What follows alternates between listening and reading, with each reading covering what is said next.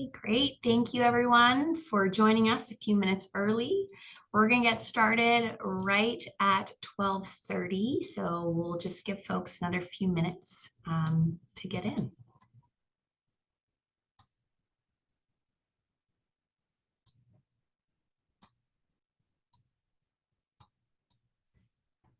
Okay, with that, welcome and good afternoon, everyone. This is the Central New Mexico Resilient Futures Initiative Energy and Buildings Workshop. Today, we've got a dynamic hour in store for you. And to make the most of everyone's time, we'll be recording this meeting. We'll share the slides, the recording, and the polling results with all registrants after the fact, and we will also follow up on chat questions either during the meeting or by email. In the interest of time, let's get rolling. Next slide, please. So this is the third workshop in our sector-specific series. Today, we're focused on buildings and energy, two very large topics. So we're going to do our best to do it in an hour. Next slide. Our goals today are really to develop a shared understanding of the buildings and energy systems, to vote on our top climate mitigation strategies for these areas, and also to begin implementing, ideate implementation examples. So, but to respect everyone's time, and to ensure the results of this meeting are co-created, we will be heavily relying on a polling platform. So if you have a few minutes now, we can pop some of those instructions in the chat. And we really encourage you to access those via your desktop rather than your phone, if possible. Next slide. So first off, we'll do some quick intros, then we'll do a polling practice. Then we'll work to just uncover some important background and context for the buildings and energy sectors. Then we'll hear from a rapid fire panel of experts, and then move on to vote on our top strategy ideas. Then after that, we will then work together to kind of create ideas for smart strategies to include in the plan. The second hour of the meeting is reserved for a community task force, where we're going to facilitate discussions around how we can better center the needs of vulnerable communities. You are welcome, but it will be we'll be prioritizing engagement with our community task force. Next slide. And all right, a little bit about us. So next slide. So this project is funded by an EPA grant awarded to the city of Albuquerque on behalf of the 4-county region, which is that area depicted in orangey red to the left. It pays for my salary as well as 2 contractors to conduct climate planning efforts for the region, focused on climate pollution reduction, so mitigation, and benefiting frontline communities, those that are hit first and worst by climate change. We're required to submit a comprehensive climate action plan to the EPA on December 1st. Next slide. The City of Albuquerque's Sustainability Office is facilitating this work in part because of our history with equitable climate planning and our greenhouse gas inventory. We were established in 2019, and we proceeded to basically develop these 2 core foundational documents that still guide our office today. But we really see this grant as an opportunity to not only enshrine community values at the regional level, but also to allow us and other major entities in central New Mexico to either create or update our climate action plans as well. So ultimately, we hope that this will inspire a coordinated local action, and hopefully, if all goes well, possibly a data dashboard or some way of holding us accountable to our actions. All right, next slide. So this work is supported by Lotus Engineering Sustainability Plan Collaborative, as I mentioned, the Sustainability Office, Anne is my supervisor, and we have some wonderful folks at the in the Sustainability Office as well. Albert, Sandra, Veronica, and Matt and Esther are recently departed interns. Next slide. And last but not least, last slide, we've got our community task force members and our panelists. Our task force members really help us to enshrine community values into this planning effort. And our panelists are really going to help us identify what levers of change we have access to. Next slide. All right, I'm going to hand it off to Katrina to learn a little bit more about you. Awesome. Thank you, Alice, so much. Well, we want to learn about you now first. You've learned about our program, so now we want to hear from you and identify who's on the workshop today, joining us virtually. So our first slide here, we want to cover a few housekeeping items. So just keep yourself muted. We'll get to questions as we run through this meeting. Put them in the chat. If we don't get to them during this meeting, we'll get back to you after the meeting. We have these different options to participate. As Alice was saying, it's best to participate on the browser because you'll be able to type in your responses. There will be a lot of open-ended ones. If you don't like that, you can also type on your phone. So either scan the QR code. We should be having the link in our chat also. So I'll advance to our first question, one of the most important ones. Oh, never mind. We have another slide to get you started on this. So again, either the web, you can also text, scan the QR code. So I'll hope everybody is set up. Use the link in the chat. That should get you there really quickly. And when I advance, you should see the first question popping up. This one is our warm-up question, one of the most important ones in New Mexico. If you haven't made up your mind, you can choose Christmas. I always advocate for red chili. If you don't like chili, we don't judge, maybe a little bit. So we'll see how that goes. If you're joining us right now, use the link in the chat, also the little QR code up on top. We'll get you there. All right, we'll advance to the next one. Excited to see that Christmas is doing really well. That's a first. All right, next. Cool. So we want to learn about who you affiliate with, what groups you associate with. So these can be either communities or just community groups.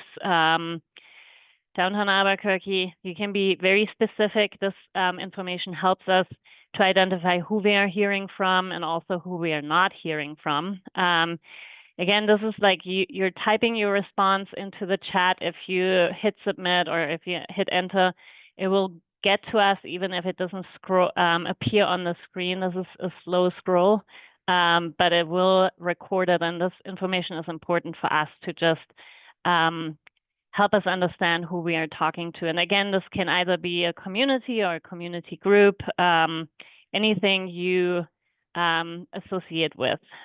So we are excited to see all that. Scroll down the screen. You can also submit multiple responses too. Yes. So that's a good thing to practice for. Yep. Next. Thank you, Alice. And you can change your response. If you feel like that was something that you didn't mean to send to everyone, you can edit and resend, reshare. Awesome. It looks like we have a really broad coverage here. We'll go on to the next one. This is our timer telling me that I'm too slow. So what zip code? Again, this can be one or two or multiple. So if you work, for example, in Belen, but you live in Albuquerque or the other way around, you can type both of those. Again, this helps us to identify who we are talking to, who we are missing. This is a regional project that covers 4 counties, and so we want to make sure that we cover or have a regional representation as well. Looks like we have a lot of Albuquerque or the downtown zip code represented in the 87108. Very cool. We'll move on to the next. This one is the last question just to see who you are representing. So if you're a community member, you're representing yourself or a community, that would be A. B, policymaker. If you work in this space or have lived experience in this space, it would be B, or task force member. We have 13 task force members joining us. That would be task force members or other. And if you select other, maybe you can put in the chat what that is. All right, I'll move on and hand it back over to Alice. Thank you, Alice.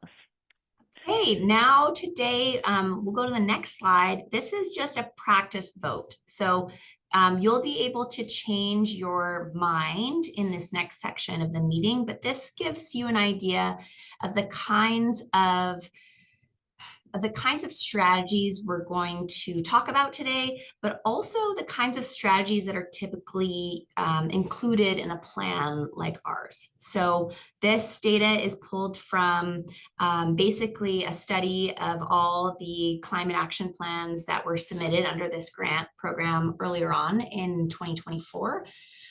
So it doesn't necessarily have to be these things, but these are some really great buckets for us to start with. We will be having an other category at the end of this meeting where we can highlight other things that you think are important to include in this work. So this gives us a good sense of where folks are at. This is also a good point to mention that you can also split, double up or triple up or whatever. You can distribute your 5 votes in any way, shape that you or form that you want. It can be 1 for 5 different things, or it could be 5 for 1 or anything in between. Okay, awesome. Let's move on to the next slide. Okay, so this is the part of the meeting that will be challenging for me, but this is where we're going to talk about the overview, the background of buildings and energy. So in the next slide, I will be doing my best to highlight some of the big items here. And what I would like for you to do is take notes on things that you heard that you agree with, but also things that you think are missing. So with that, I'm going to get started here with 3 minutes to go. Okay, so when our office thinks about buildings, we often think about the entire life cycle of the structure, from the large amounts of embodied carbon in steel and concrete through its useful life and disposal. We also understand that humans now spend the majority of our time indoors, so exposure to unhealthy air and compounds can be just as important as energy use. And we also have a high proportion of manufactured homes in New Mexico, and some areas can have some high vacancy rates, which is unusual. But we also have lots of great things going for us. Many of the large building owners have developed really great management programs that saves thousands of public dollars. The city's balanced resource acquisition information network is internationally recognized, which is very cool. But we're also benefiting from some really great state policy. We've got updated building codes, and we have access to innovations in demand management and building techniques. For energy, go back. Yeah, for energy, we are mostly covered by the PNM service territory, but we also have some areas in central New Mexico that are serviced by rural electric co-ops. Both entity types behave differently based on their organizational form, and but there's a lot of opportunities for action in both of those opportunities, or both of those orgs. But they are regulated by the Public Regulation Commission, and they're working really hard to grow and adapt to diversify energy and meet increased demand, especially with the rise of AI and data centers, and a little bit also with electrification. So, and this shift from a centralized to a distributed energy system is also a bit new, thanks to the rise in affordable renewable energy. So it's not an easy job, but thankfully there's lots of great progress being made. PNM has done an incredible job of making progress on their renewable energy goal. The state has this amazing community solar program that's coming online, and then the Energy Transition Act and our vast renewable energy potential in the state are really something we should be proud of. So some important intersections to note here are that the density and location of buildings do strongly correlate with with our transportation and mobility goals, and construction and demolition of buildings also impact our waste management. We have seen construction and demolition waste as one of our biggest sources of waste in the area. And then last but not least is the impacts of buildings and energy systems on our frontline communities are fairly large. So we think about access and affordability, especially for renters and low-income homeowners. And this will become especially acute during our longer and hotter heat waves during the summer, as increased energy costs may induce more heat exposure, and folks are having to choose between paying energy bills and spending money on other critical costs. And then lastly, it's also really important to mention that we are in a cradle to grave nuclear state, and that comes with a very long, painful history of the mining, testing, bombing, and improper disposal of nuclear assets. And they have a very big impact on our communities. All right, next slide. So this is the question where I'd love to hear what you agree with. So was there anything in the last slide that we talked about that you think is particularly important to amplify and center in our thoughts going forward today? Attention to manufactured housing is nice. A strong energy policy such as the ETA, distributed energy with storage. Yes, storage is really important, especially as we think about demand management. That's a really great opportunity for reducing emissions. Frontline communities, construction and demolition waste. Yeah. Indoor air quality. That's something that I've recently come to learn about. And especially how, for example, gas stoves and stuff are really bad for kids, especially. High performance building enclosures. Yep. Okay. Intersections, holistic approach, low income housing. Yes, absolutely. Maybe also housing that people can have maybe some ownership over to build equity would be amazing. Deconstruction, focusing on low income populations and renters. Equitable responses are paramount. Power of electrification. Okay. So as we said earlier, if you've hit enter, we have received your responses. These just tend to be a little slow to funnel down. So we're going to move on to the next question because it's kind of my favorite. So this is the question where what did we miss? What is something that we should be considering in this work going forward that we haven't already touched on? State-funded energy coaches, yes, great. Awesome. Access to economic benefits. Rooftop solar remains highly inequitable, yep. Low energy, low income households spend a lot of money on energy costs. We like to call that energy burden, kind of a very visual descriptor there. Workforce training, absolutely. For workforce and education and those sort of and funding and those cross-cutting strategies, we will have our last meeting is just going to be focused on those because they touch on almost every sector. Changing federal policies, absolutely. 100% electrification. Households have difficulty paying bills. Grid updates, absolutely. Rental units with outdated appliances, with little control. In my opinion, that's one of the more difficult nuts to crack. So if anyone has bright ideas on how to protect our renters and electrify and cool. Awesome, we did great. Let's move on to the next section here. This is where we're going to discuss some best practices. So, and this is mostly to provide some context of what some, industry, climate specialists that are working in this space are thinking about. So for this first slide, we're looking at Project Drawdown and Rocky Mountain Institute. And you can see that they're focused on, construction and demolition, but also really focusing on the energy efficiency and refrigerants. And so refrigerants is something that we haven't really talked about yet.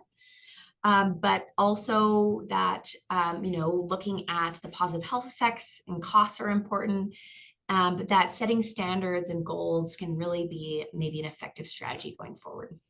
Next slide. For energy, it's pretty simple. We basically just have to figure out ways to reduce or eliminate our use of fossil fuels. This is a little easier said than done. We will need to first figure out how to have a good, strong grid. Thankfully, we don't have a lot of natural disasters here, so we're in good. We've got lots of good things going for us.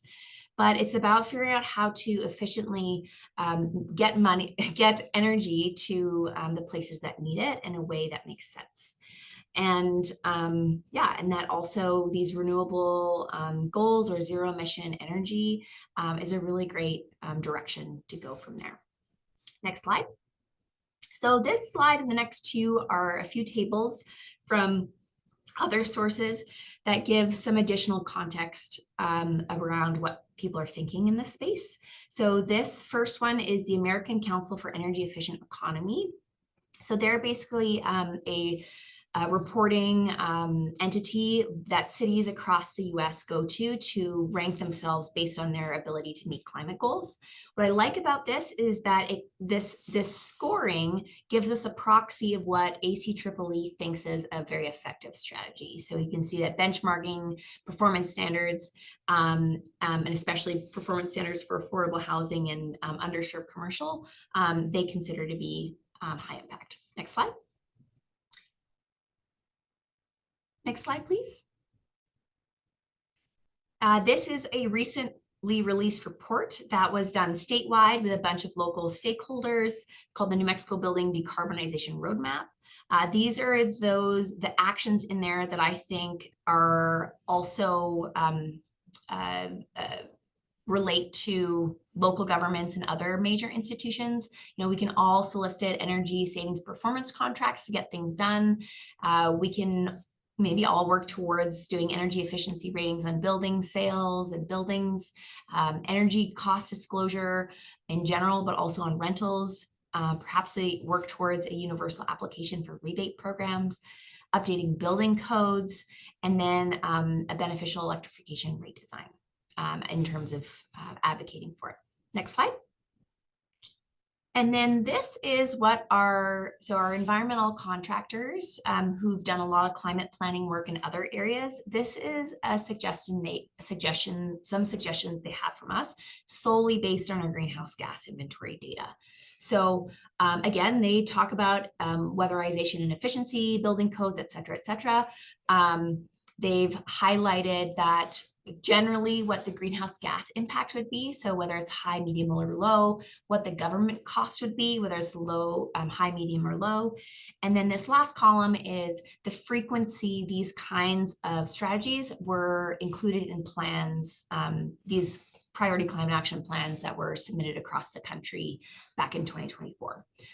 You'll notice that they did include the reducing the impacts of environmental impacts of data centers, partly because that's a really hot topic in the sustainability space right now. It's emerging, it's big, it's new, and we're all grappling with how to handle it. So next slide. And to end this best practices section, just want to point back to our greenhouse gas inventory. So we just finished our greenhouse gas inventory using 2023 data. This is for the whole metro statistical area. So this is Bernalillo, Sandoval, Valencia, and Torrance counties. So on the far left is our emissions for that year. And then going forward is our best guess of what our emissions are going to look like up until 2050 without any further action. And what's really cool about this sector is that it has the projected, the largest projected decrease in emissions. And this is mostly because of PNM's work to clean the grid. So they're on track and on schedule, and that's really awesome. And then also the state's building code. So they recently updated the state building code to adopt more stringent standards when it comes to energy efficiency. But we also know that, next slide, that the built environment is still a very large portion of our greenhouse gases. So it is 40%, as you can see on the left. And on the right, you can see a breakdown of that 40%. And we have an unusually high amount of natural gas use in our buildings, even when compared to other sister regions. So this might be also an opportunity for action. But really, when we think about reducing pollution here, we want to think about, we often think about reducing energy use first and then moving towards electrification. Okay, next slide.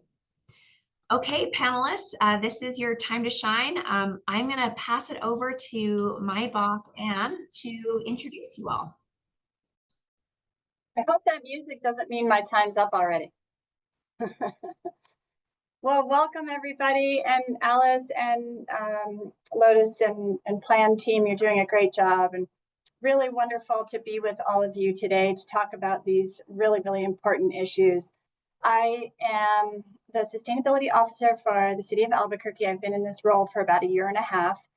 And what really excites me is working at the local level. We have an opportunity to make some really significant changes because cities matter and communities matter. Margaret Mead said, never underestimate the power of a small group of committed individuals, or something like that. And I really firmly believe that this group of all of us, and I think there's around 60 people on the call today, we can create some really interesting movement in this area. So very excited to be here and support you all. Others are watching us and how we do community engagement, and that really excites me too. We are doing something right, and I think community action relies on trust. So I just want to thank our community task force and all of our partners for trusting us with this work, because I don't think it could happen without some level of trust. So with that, I am happy to make a round of introductions. Actually, the panelists are going to introduce themselves, but I'll call you out alphabetically. The first person is Alaric Babbage with PNM. Hey everyone, first of all, thank you to the City of Albuquerque, one, for hosting this. I think these are great conversations, and two, for having me and allowing me to be a panelist today. My name is Alaric Babe. I'm the Director of Customer Energy Solutions at PNM. So I oversee all of our customer programming, most of which sort of has a slant towards sustainability. So it includes our energy efficiency department, transportation electrification, voluntary renewable energy programs, community solar, which is new, and I'm sure you'll start hearing a lot about here in New Mexico, and then new program design. So all that cool, fun stuff we want to talk about in the future, we take it in and see if we can create a program out of it to better serve our customers. And this is hard to get this in 2 minutes because there's a lot to talk about today. But as far as advice for buildings and energy, I mean, there's a lot to say there. One, I think the foundational policy that we have here in New Mexico, such as the Energy Transition Act, really puts us in a position for success to further reduce carbon emissions. And so I think having some of those founding principles laid out today is a really, really good starting place. As far as buildings, I would recommend 2 things to focus on. One is efficiency, and the other is electrification. Those go hand in hand. They're not exactly the same thing, but I think that they complement each other very nicely. I would also recommend to this group to remember that efficiency doesn't mean it's not the same as giving something up. So a lot of people think of efficiency as being conservation, and so just not using. Really what we want to think about when we think about efficiency is using electricity and using energy much more wisely to maintain a high standard of living. So for example, our energy efficiency programs at PNM are not meant to tell you, hey, you need to go turn all this stuff off, or don't build this factory here or whatever, but to try and nudge customers in the right direction of selecting the most efficient equipment possible. So for example, when you need to cool your home, you could go with maybe some sort of a standard cooling unit, but what we would like to do is encourage you to use a high efficiency heat pump.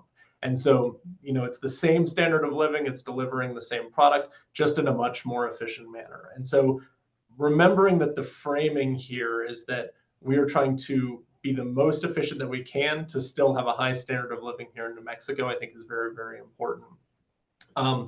On the electrification front, there's a lot to talk about there. Consider the cost of new construction and really building in that electrification from the get-go, rather than putting in a bunch of other fuel sources and then having to retrofit later. So it's a lot easier to plan for things on the new construction side than move ahead with business as usual and then try and go back and rip things out and do retrofits. So I think those are the main considerations that I would look at. You saw that the largest sector in the metro for emissions is transportation. We have a very strong transportation electrification program to help you as a residential customer if you want EV charging at your home, or if you want to install it in your business or possibly open up a business for fast charging. We have a lot of infrastructure rebates out there, so please go and take a look at that. ev.pnm.com. That's a great way to reduce your footprint right away. And I will pass it on to the next panelist. Thank you again for having me. Thank you, Alaric. And next up is Anitra. Hi, can you hear me? Yes. Okay, great. Hi, I'm Anitra Pickett. I'm with, oh, you can't see me. Okay, sorry about the camera. I'm with the U.S. Green Building Council, in charge of the New Mexico communities. Thanks so much for having me. This is great work, and what I'm thinking about with this and would like to recommend is what I think about every day, is how can we all scale the increasing adoption of higher performance holistic building practices. And of course, USGBC has just released LEED version 5. So it's been an updated framework for a holistic way to approach that. And I have seen other municipalities adopt this into their city strategies to have a requirement for buildings to follow that framework. So it gives a standardized approach that looks at like all of these factors and more, like a holistic version.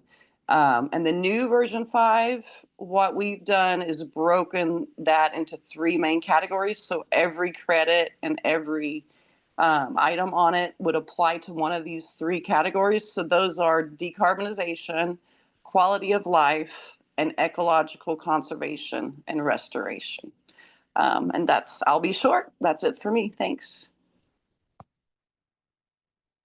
Thank you so much. Let's move on to Carl Ulibarri. Good morning, everybody. Thank you for having me. My name is Carl Ulibarri. I have a consulting company called NM Home Solutions. I work primarily on energy efficiency solutions, contractor training, workforce development. I do a lot of my workload is with the Santa Fe Community College. We've spent the last few years developing energy auditor training programs, retrofit installer programs, and other programs to get the workforce upskilled to work within this green energy field. I used to be the director of the Energy Smart Academy for a while at the college, and it's a great program, and we have some great opportunities for some contractor training and workforce training for people who are interested in getting into this field. I've also worked with a variety of working groups that are in the climate sector with Earth Day Festival, SWEEP, the decarbonization work roadmap group. I participated on that program as well. And also with MFA and the other weatherization agencies across the state of New Mexico, they're doing a lot of great work and trying to get people in the low-income housing sector to get their homes weatherized.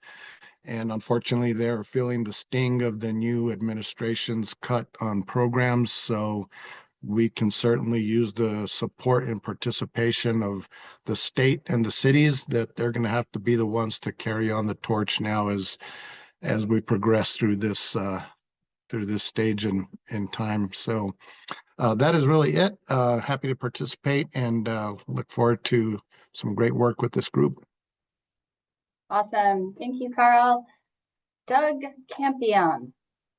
Hi, Ann. Hi, everybody. Thanks so much for having me. This is really a great event and presentation, and I'm happy to offer my 2 cents.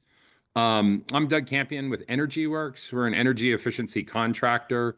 We work all over the state of New Mexico, primarily with utility-funded energy efficiency programs, and primarily with income-qualified families. So I think this is such an important topic. And so for us, really the primary thing in looking at energy efficiency and the clean energy transition, so much of it comes back to really economics. And I think that has to be at the very front of this. And so over the last 15 years, we've serviced almost 40,000 families in New Mexico to help them to save money and to save energy. And when you really look at the numbers for our state, the rate of poverty is so high that when we talk about the adoption of new technologies, when we talk about participation in federally funded programs, even participation in utility funded programs, it's hard, number one, to reach people. It's really difficult to get people to participate with it. But for them to try to adopt anything, any kind of changes, is really faced with the hard reality of economic challenges. So the most recent information says that 40% of New Mexico households earn less than $50,000 per year.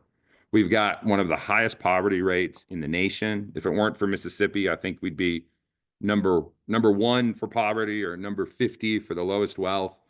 We've got one of the highest rates of mobile homes. Some of our counties are pushing 30% poverty rates, which is just incredibly low, really unsustainable with all of the inflation. And so anytime we look at adopting any of this, it really has to include a consumer who has very little discretionary income and a very high energy burden.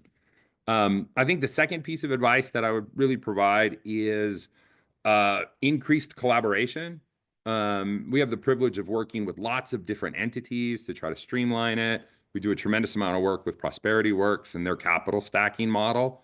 But if you're a customer in Las Cruces, a resident of Las Cruces, you have access to very different services than you do someone in Albuquerque or Carlsbad or Clovis or Raton. And we've had the privilege of working in all of those communities for decades at this point. And I think the last piece for me, whether we're talking about giant transmission or electrification or nuclear storage, we don't invest in New Mexico to build our own capacity.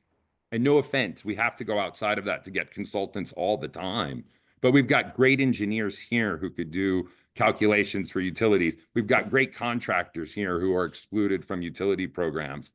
And so we're constantly exporting not only our wealth, but our knowledge and our opportunity to really be one of the nation's leader in clean energy to outside companies that aren't New Mexico born and bred, who don't love chili the way we do. Go green.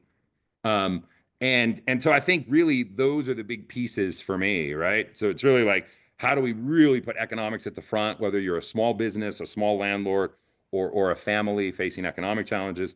How do we look at really increasing collaboration to make that the same across the state, so you've got access to the same resources? And then my third piece really is, how can we just continue to build New Mexico-based capacity? We send billions of dollars outside of our state every year as part of this clean energy. Maybe it's not billions, that's excessive, really. Sorry, I was over the top, I got excited. We send a few $1 million out of the state that we should keep here. But we're privileged to do great work, and we're just really honored to work with lots of partners who are here today, and work on really great programs that help those who need it the most. Thank you, Doug. Thank you for all your good work. I'm going to turn it now to Dylan Connolly with Affordable Solar. Hi, Dylan Connolly with Affordable Solar and REIA president. REIA is the Renewable Energy Industry Association. Douglas set me up for all the things I was going to talk about. What's really exciting about community solar, which is going to be coming online this summer, projects will be coming online, is that we're producing solar panels in a field just outside of town And those solar panels make about 40% more power per panel than rooftop solar. And we are installing them for about half the price of rooftop solar. So it's a really economic way to do solar. And what we're doing is 50% of all the community solar projects, 200 megawatts of them, will go to low income households. So folks that have been traditionally left out of the ability to do solar will have an opportunity. Renters, folks who don't have a good roof, don't have good credit, that are 80% of median income, qualified low income individuals will be able to sign up, come as you go, and save about 15% on their electric bills by subscribing to community solar. So each 40-acre facility will have about 1,000 to 1,500 low income individuals. So economics, one of the things about economics is when we solve at the scale of community solar, we're able to install these systems for less and then produce more. So the city of Albuquerque was a leader in doing solar direct with PNM, and that model was a fantastic way to tackle a lot of emissions all at one time in an economy of scale that really works. So that's a really great way. And then one more thing on economics. One of the ways to pitch renewable energy and energy efficiency is not on how much money that they'll save in energy. Generally speaking, we save about 1 to 2%, or we spend about 1 to 2% of our commercial buildings spend about 1 to 2% of their income on energy. So it's pretty low. If you were to make that zero, you wouldn't be saving that much. However, we installed carports for a grocery store, and they increased the number of people coming to those stores by 10%, which increases their bottom line. So carports and ways of utilizing solar to actually increase people's bottom line is a really effective way to pitch the economics, because energy efficiency and saving a couple of dollars or a couple of percent on 1% isn't the way to sell it, in my opinion. All right, that's it. Thanks, guys. Awesome. Thank you so much, Dylan. My colleague at the city, Saif Ismail. Good afternoon, everyone. Saif Ismail, I'm the Energy and Sustainability Manager for the City of Albuquerque. For my office, we manage all the energy efficiency projects, including building envelope, lighting, mechanical controls, in addition to all the renewable projects across the city, including, rooftop structure, carports, and also electric vehicle charging station that we construct across the city. And also my office pays the bills for the electricity, gas, and water, almost 4 million every month. We manage those accounts to make sure that we keep track. And also the innovation of the brain that this office innovated, which consolidating all our assets and starting visualize our data, which helps us to reach our goal on energy efficiency, studying the behavior of the buildings on peak demands, and trying to come up with solutions that help the city to be more green and more efficient. And we're talking about not just electricity and energy and power, we're talking about even gas and water. So I'm happy to join this panel and to meet great people like you guys who cares about resiliency and the future of the green of New Mexico. Thank you. Thank you, Saif. Let's turn it now to Travis Kellerman and give us an idea of who you work for, Travis. Thanks, Ann. Yeah, Travis Kellerman here with the governor's office. I'm her senior climate advisor. So my scope is the entire state and all climate issues. I come from a background of clean energy development, emissions data science, data platform development. So Saif has done an incredible job and taking on that project with the brain at the city of Albuquerque.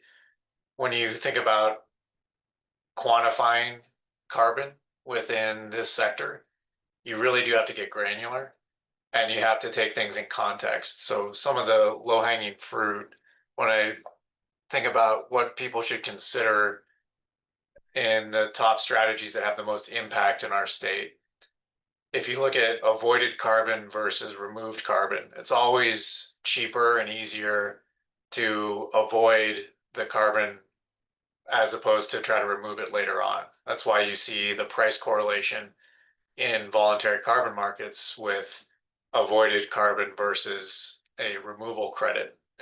And so that same economics trickles down into what's worth investing in. Right now, New Mexico has one of the highest, I think we were number 2, and we're moving into the number 1 spot for energy efficiency jobs.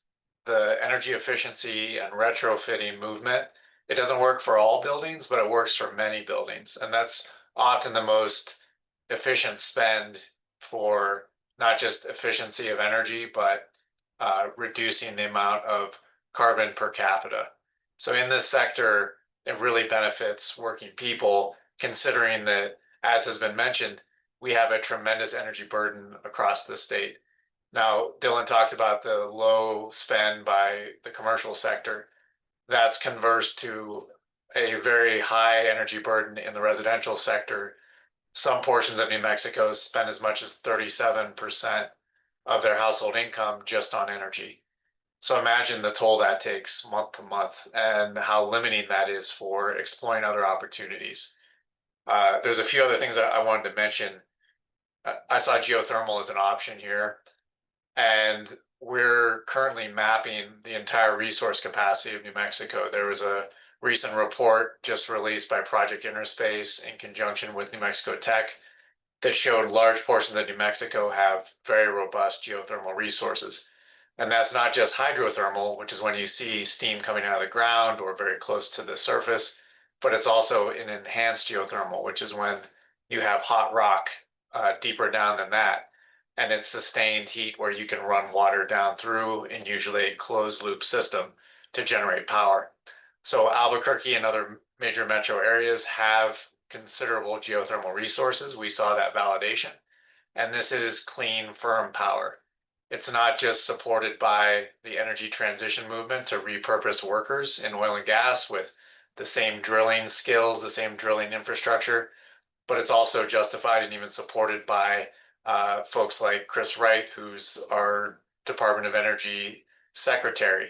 So a rare moment of collaboration between this state and the federal administration. Also, heat pumps work. Maine is one of the most successful case studies in heat pump deployment. If it can work there in a northern climate, it can definitely work in New Mexico.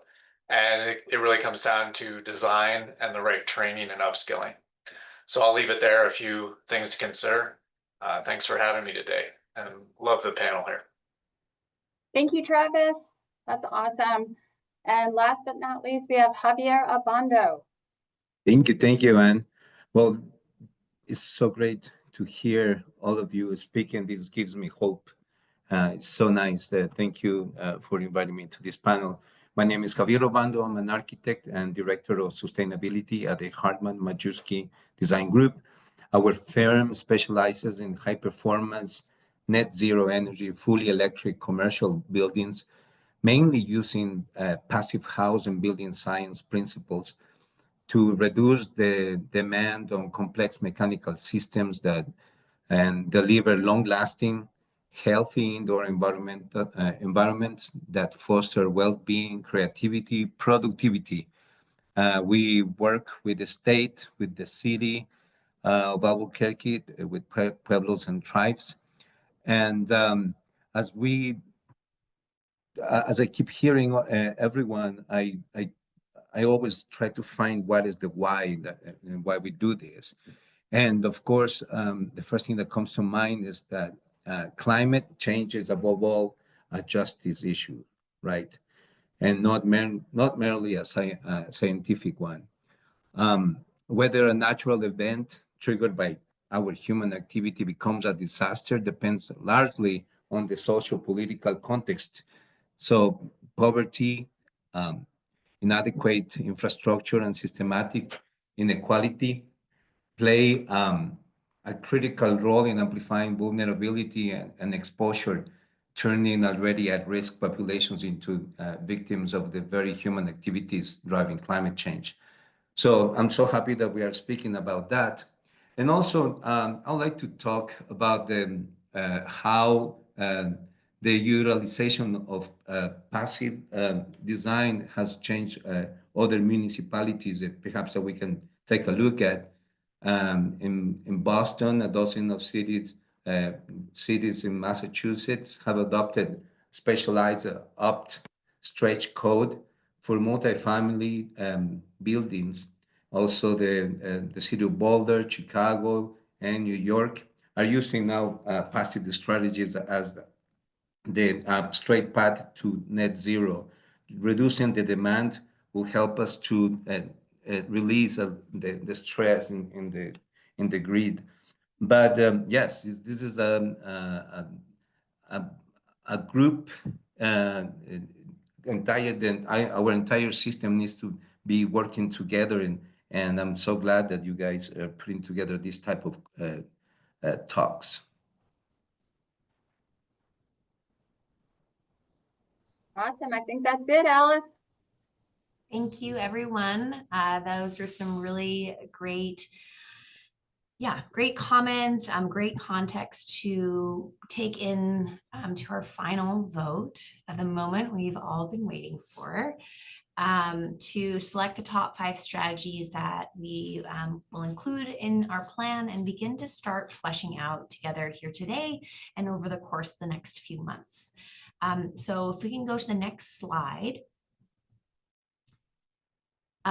This is where we're gonna do our final vote. And again, please note that you can stack your votes if you so choose. And we also will have an other section later on where if something isn't on this list that you feel very strongly about, we can include it. You can put your comments in there. So we'll give folks a few more Alice, minutes. it's only allowing us to vote one time, or at least me. I think that's happening to everybody. So Okay.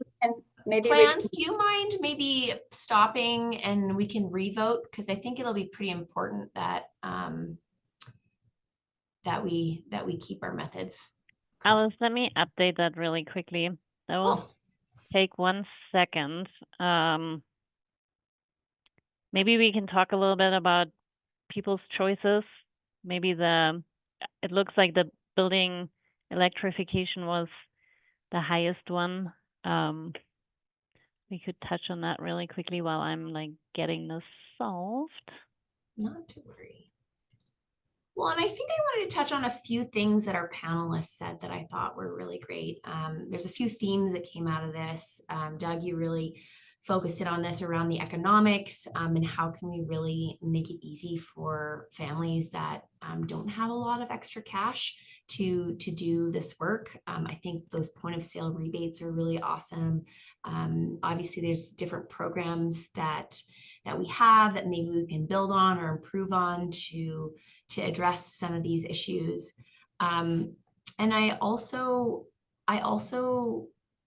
know something that we haven't discussed yet is around behavior change and how energy efficiency is one thing, but also how human behavior in those buildings can have big influences. And I know that's where the brain has really helped the city reduce some significant costs through like smart metering and that sort of stuff. So those would be my only my last 2 plugs for things that that we touched on or things that I think are particularly important. Is it working better for everyone now? You should be able to give 5 votes. Yep, Okay. it's definitely working now. Thanks, Katrina. Perfect. Yay, great. Right. That didn't take Sorry too about much that. time. All right. Yeah, so if everyone just wants to refresh that page, and then it should be working. Perfect. Okay. Energy efficiency, weatherization, and electrify. Clear winner so far. Increased deployment of distributed renewables. Great. Energy storage, community solar. Develop and transmission and distribution infrastructure. I know that's pretty important as well. Cool. Well, we've got a really amazing list here. So we'll give you about 5 more seconds. And then if Dan, you don't mind taking note of our top strategies here. so we can start voting in on them. So basically what's going to happen next is we're going to have some written response polling questions. So we're going to choose these top 5 strategies, and then just get your guys' feedback on what would you like to see in under each of these buckets. So for example, the first one will probably be improve energy efficiency, weatherization, and electrify existing buildings. And we'll actually put those in the chat because they won't be listed on the slide themselves. So once that's on the chat, then we can move on to our next section. Dan, are you grabbing the top 5 strategies to put in the chat? Yes, I am working on it. It'll take just a second. Awesome. So it looks like B.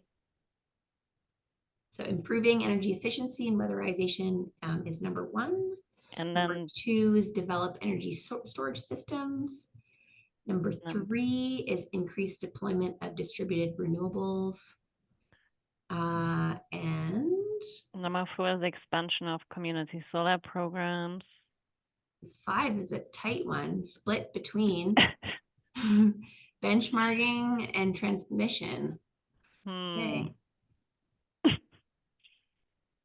Well, we'll have to Do we- pick one of them. Do we want to do 6? I guess Well, we not, only have huh? 5 slides, so Yeah.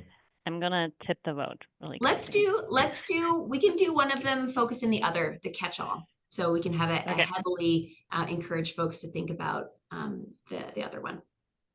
Okay, perfect. All right, should we? We're ready. We're ready. wait. Dan, are you ready? Okay, perfect. Thank you, Dan. Right, move on. We'll go to the next slide. If we can. There we are. Okay, so for this section, we're really wanting to tap into the all the brain power in the room to figure out what can we actually do here as a group. This is local governments, this is potentially utilities, this is major institutions. What can we do to really advance the needle in these top areas? So we'll go to the next slide. We'll give folks a little bit of time to figure some of this out. So strategy 1, this is our improve energy efficiency, weatherization, and electrify existing buildings.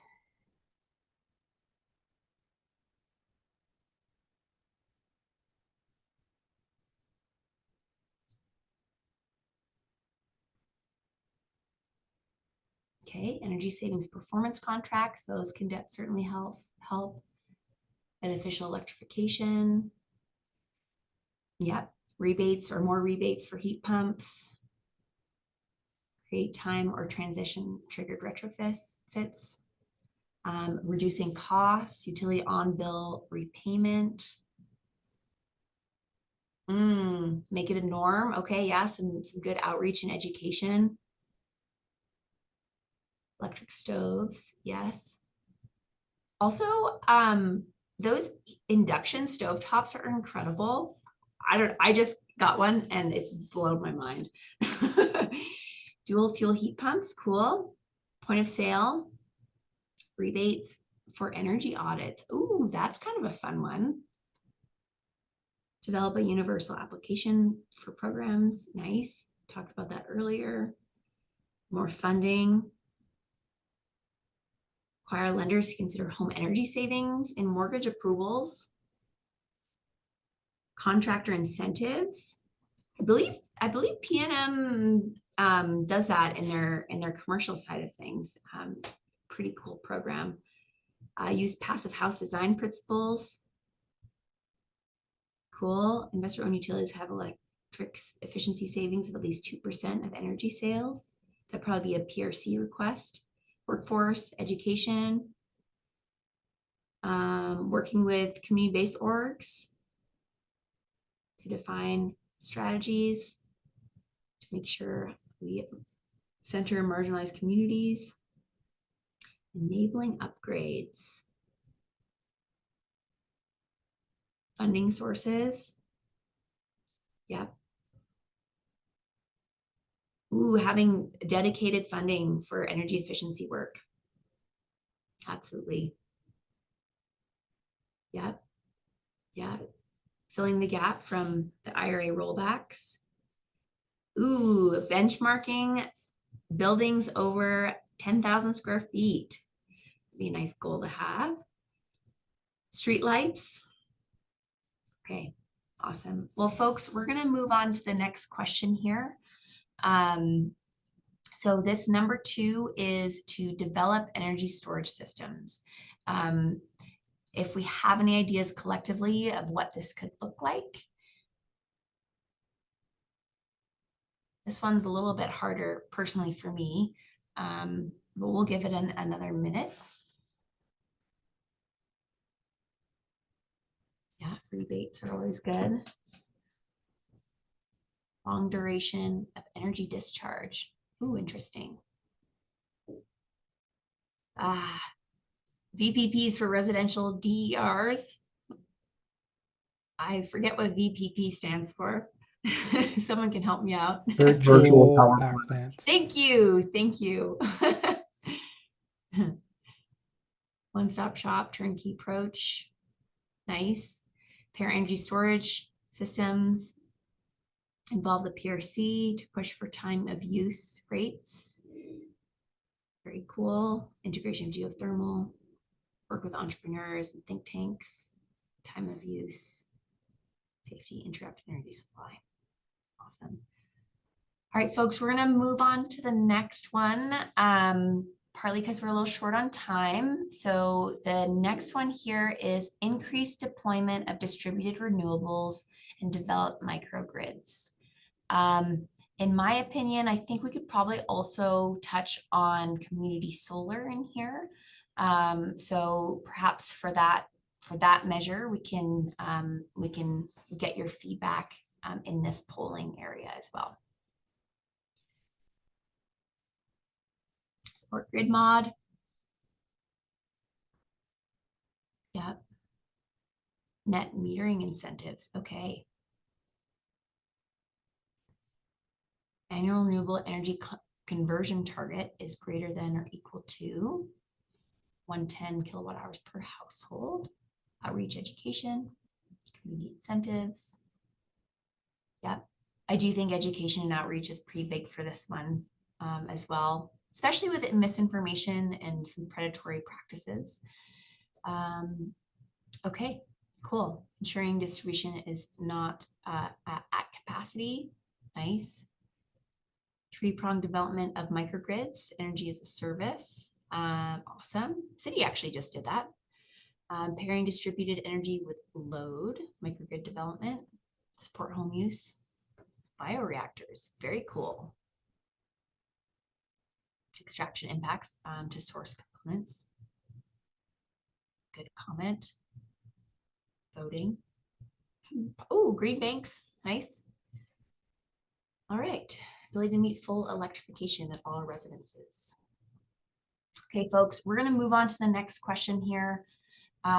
So strategy number 4 is advance new construction energy codes. So this one is probably pretty straightforward. It's more about the integrated development ordinance, more building code related. But for those of you in the room who work in the policy space, I would really love your ideas on how local governments, utilities and other major institutions can help advance new construction codes. EV ready requirements, electrification requirements, contractor education. Yep. New stretch codes. Renewable ready requirements for residential and commercial. Planning department. I agree. Our planners are amazing, but they are so stretched thin. code improvements come at a cost, so offer incentives and rebates.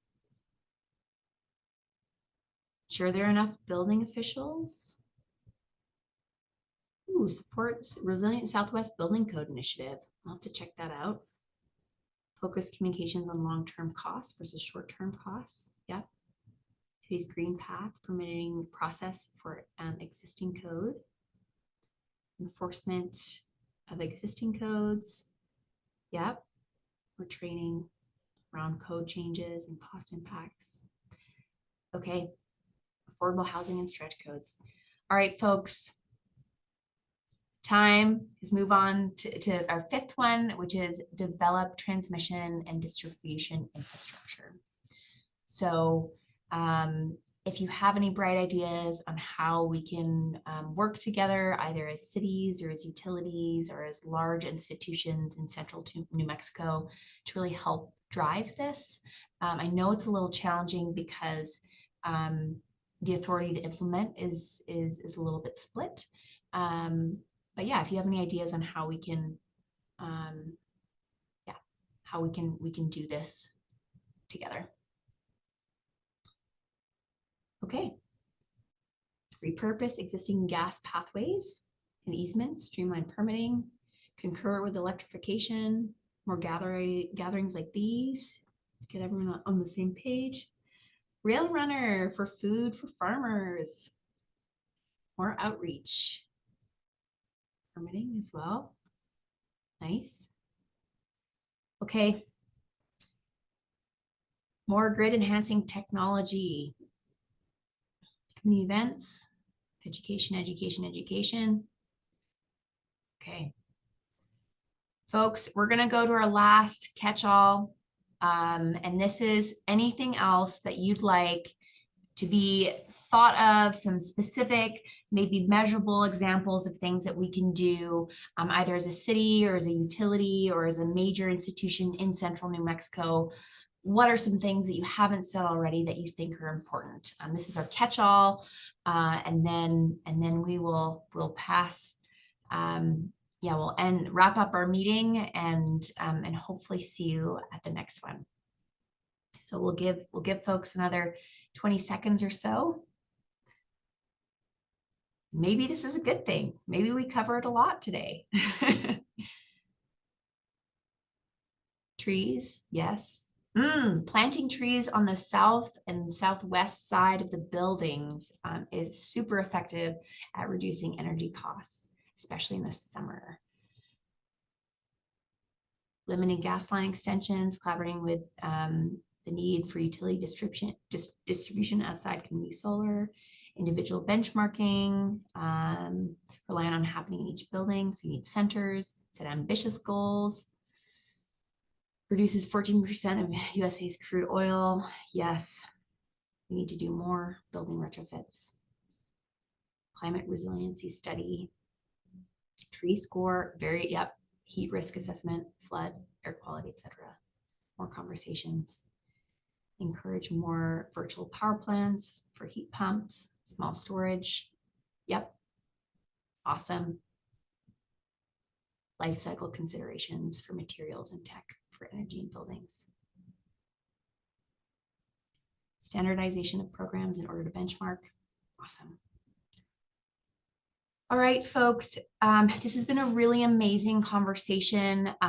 We have run a little overtime. We will be providing more opportunities for you to engage and provide feedback and comment in this sector going forward. So we'll just pop to the next slide. The next one we have is on waste and water on June 4th. We've got land use coming up, and then July 2nd is that cross-cutting strategy. So that's education and workforce, funding, all of those juicy topics. And then we hope to have some kind of community report back as well. Next slide is our newsletter. This is where we're going to be sharing all of the notes and the recordings. We do have a campaign website as well, but this is our main communication platform to engage with this with you all. If you RSVP today, we will initially add you to that listserv. You're welcome to unsubscribe, but it is our way of efficiently reaching all the folks that we've touched throughout this project. So we encourage you to share this newsletter with others. And with that, we're going to call it a wrap for this first part of the meeting. Thank you all so much for your time. It's super valuable to have you all. We talked a lot about two very big topics. So go forth and enjoy the rest of your day. And we really look forward to engaging with you more later. And for those of you who are interested in listening in on our community task force meeting, you're welcome. You're welcome to stay. But we will be, we'll be focusing our time and attention to our task force members. So thank you all. Thank you. Thank you. Thank you. Thank you. All right. Alice, should we Yeah, if you don't mind, jump maybe into the stop next? sharing your screen and All right. awesome. Cool. And I've taken note of the task force members that are here. Great. Dan, do you mind spotlighting our task force members? Yes, Cool. I'm happy to do so. Just so everyone knows how spotlighting works, I cannot spotlight you unless your video is on. So I will spotlight any task force member who has their video on. Cool. Perfect. Awesome.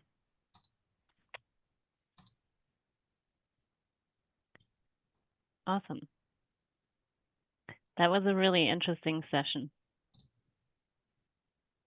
Yeah, we covered a lot. Yeah. And the first, so transportation was last week, and that was a huge topic. But buildings and energy as well. So these, we wanted to get these first two done because it gives Lotus, which is our other community engagement contractor, a little bit more time to model what these strategies can look like. So yeah, so big topics to cover, lots of information to sink our teeth into. So yeah, I hope it wasn't too overwhelming, but we're really trying to strike that balance of providing enough information to everyone and context without taking too much of your time, because we know your time is super, super valuable. So with today, I know there's a lot of jargon being thrown around. I'm hoping that in reviewing the greenhouse gas inventory, the city's 2021 climate action plan, and reading that article, on the built environment that we have on our website, we hope those gave enough of the context and some of the verbiage that we're using today. So I just want to acknowledge that, like, this is a lot to ask of you, and it's a huge topic area, but I also know you come to this space with a lot of organizing and community work that touches these sectors as well. So we also assume that you're coming into this work with a lot of the knowledge already. So hopefully that was okay. But should we pop the agenda list in the chat, Katrina? I can work on that. I can grab it really quickly. Maybe not. Give me 1 second and I'll do that. Here it is. So we're going to follow the same format as last time. So we'll just do quick intros of the task force members, and then we'll kind of go through each of those strategies again, and we can talk about some of the equity considerations for this buildings and energy sector. And then we'll talk about the project overall, some updates and equity touch points, and then we'll talk about some next steps. So we will be in our report back to everyone, we've used this polling software as kind of our main form of note taker, but we will also be taking a few notes from your verbal comments as well to include in that document. So that will serve as our notes going forward. So I'm going to be taking a few notes today, and Katrina will kind of be walking us through this first part of the meeting. Yeah. So take it away, Cool. Katrina. Yeah, thanks everyone for joining us again and good to see everyone. Maybe we'll go around the room really quickly to just say your name, your affiliation, and then we'll jump into the second part to touch on the meeting goals, which are similar to last week, that we are just trying to get some of the equity consideration around the strategies that were selected today as priorities. And so I'll call on my list. I'm hoping I'm catching everyone. If I miss somebody, please let me know. So I'll start with Cassandra. I'm going to go in alphabetical order.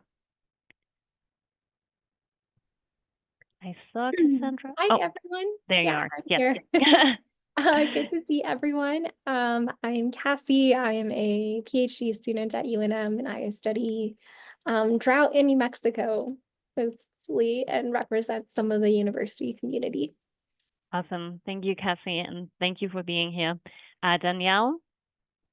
I'm Danielle. I have been both in the private and nonprofit side of renewable energy. So I'm and I also represent people in Valencia County.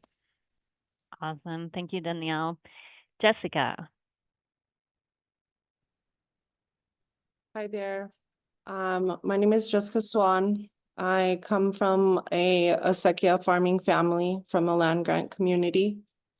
Currently, I am helping the Pueblo of Tesuque Farms with some sustainability efforts and tribal food sovereignty, seed sovereignty issues.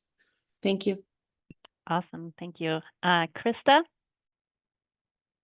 Hi, yeah, my name is Krista Chico. I am Muskogee, Acoma, and Navajo, and I am a job developer with the Native Professional Advancement Center here in Albuquerque, and we work with the Native community 18 and over, servicing the entire state of New Mexico with workforce development and student support services. Happy to be here. Thank you. Awesome. Thank you, Krista. Neil? Hi, everyone. My name is Neil Pino. Currently working for a nonprofit called Nature Niños as a communications coordinator. Also working as a student researcher here at CNM, studying the effects of the urban heat island effect here in Albuquerque. Super excited to be here. Thank you. Very cool. Thank you, Neil. Ryan? I thought I saw Ryan earlier. Let me Ryan's double- here. He's just on. Oh, he's just on mute. perfect. Perfect. Perfect. He's sometimes driving, so maybe we can circle back to him. All right. Then we'll jump to Tanya. Hi, my name's Tanya Mullen. I'm an International District community member. I grow food and plant trees in the International District and also in the Valencia County. And I'm with the New Mexico Circular Sanitation Project and the Reina Luz Urban Ag Alleyway Project, working to increase public food access as well as green space and the urban heat island effect. Awesome. Thank you so much. And Sia? Hi, everybody. Zia Martinez. I'm currently working at Project Feed the Hood and Southwest Organizing Project for their food justice campaign. So I do a lot of work around water and land, and then just kind of general policies, food access, physically growing food. So we're supporting a lot of the green space movements in the ID and across the South Valley. So kind of everywhere, but I've been a farmer for 10 years now. So I do know acequia kind of intricacies, and I'm very excited to be here. Thank you. Awesome. Thank you, Sia. And I see Ryan, you're walking around outside. Hey, everybody. Sorry. I'm actually also at my kind of place of other work, which is at the Espanola Heating Foods Oasis. My name is Ryan Raymaker. I am the EJ, or Environmental Justice Coordinator for Tehuelum United, and I'm here at this space that we have. It's about an acre plus, probably not a true acre and a half. Sorry, it's blurred out in the background. I didn't actually mean to do that, but super beautiful space, and it's a active food forest that's been kind of started being built in 2015, but has been kind of functional for the last 10 years as a space that goes over different methods for restorative agriculture, food forest principles, permaculture principles, traditional farming, traditional dryland farming, and provides food for the community, and also a seed program with the Espanola Library. And then we do a ton of other education in the community, really looking at food, water, and seed sovereignty as well. And we're kind of expanding our programming to work with different spots in the community. But it's an absolute honor to be here. Thank you. Awesome. Thank you so much. Did I miss anyone? I think this was everyone that's participating today. So if not, just unmute yourself. Alice, did you see anyone else? Oh, I just wanted to shout out that Gina, sorry. Did I forget you? Sorry, Gina and Yvette is also here from the Oh, city. perfect. Okay. So sorry. Gina, go ahead. I'm Gina Brania. I'm with the Del Mar Neighborhood Association that's in the North Valley of Albuquerque, and also the education coordinator for the Center for Social Sustainable Systems. Thank you. Awesome. Thank you. Sorry about that. You were right in front of me. And Alice, you were saying Yvette? Cool. There is Yvette. Yes. Hi, Yvette. Hi, how are you all? Sorry, something's up with my, okay. Hi, nice to see you all. I'm with the mayor's office and I'm looking forward to this conversation. I'm intrigued by the 5 areas that were arrived at, and we'll see what happens. Thanks. Very cool. Yeah, so thank you so much to the task force members for being here. It's really interesting to get to know you all a little better and hear all the spaces you're working in. It's really super interesting. I'm going to share my screen again. We'll jump into questions. So have your browser or devices ready. Maybe Zach or Dan, can you pop in the link one more time in case people haven't had a chance to get there? Let me get my screen up. Here it is, and then we'll pop into this. So our first question, to get a little bit of feedback from you, what one thing was you appreciated or found valuable in the first half of the meeting? So anything that popped to mind, that stood out, that you felt like was valuable information that we should take note of? And yeah, if you haven't gotten onto the poll, you can either scan this, you can go to the link that should be in the chat. The knowledge and expertise of the panelists, I agree with that wholeheartedly. It was really interesting and very diverse, addressing concerns for frontline communities and energy burdens, passive building design, its impact on energy demand, expressed needs across the panel. Cool. The experience and diversity of the approaches. Yeah, I thought it was really interesting to hear from all the different people working in different spaces. Great panel with lots of knowledge and passion, highlighting high level of economic poverty, energy burden in much of our communities.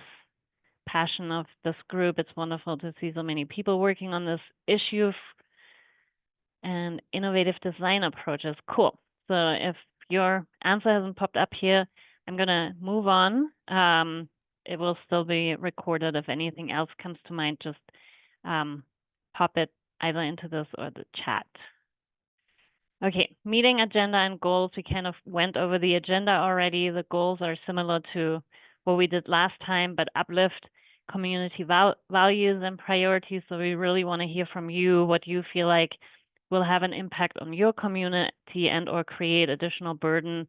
Score strategies based on their ability to address root causes of environmental justice, and then prepare for the next workshop. So we'll jump into that right now.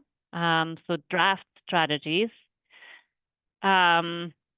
What feedback do you have on the sector strategies discussed and selected during the workshop? And I think we were going to go one by one, Alice, right?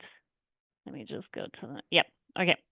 So I think this is just a general catch-all. So what feedback do you have on the sector strategies discussed? And maybe we can bump the 5 strategies that we had up again and Yeah, I'll pop them in the perfect. chat here. And I think they're still pretty on the top. So basically the first one was improve energy efficiency, weatherization, and existing buildings, develop energy storage system, increase the deployment of distributed renewables, and develop microgrids. And we were also including the community solar into this one, and then advance new construction energy codes, and then develop transmission and distribution infrastructure.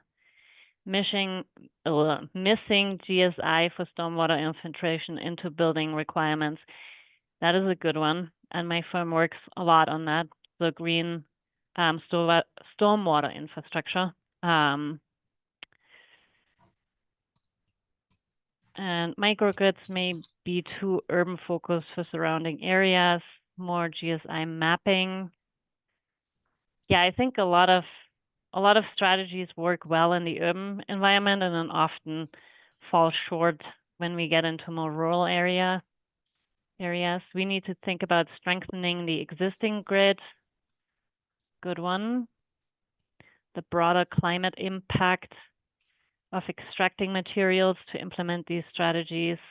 That's true. The life cycle of all the things we use and what impact they have. Cool. We'll move on to the next one. I think the next ones will be more specific, more nature-based solution. Thank you, Cassandra. 100% on impact of extraction, rural versus urban, no fault solutions. Cool. These are all great.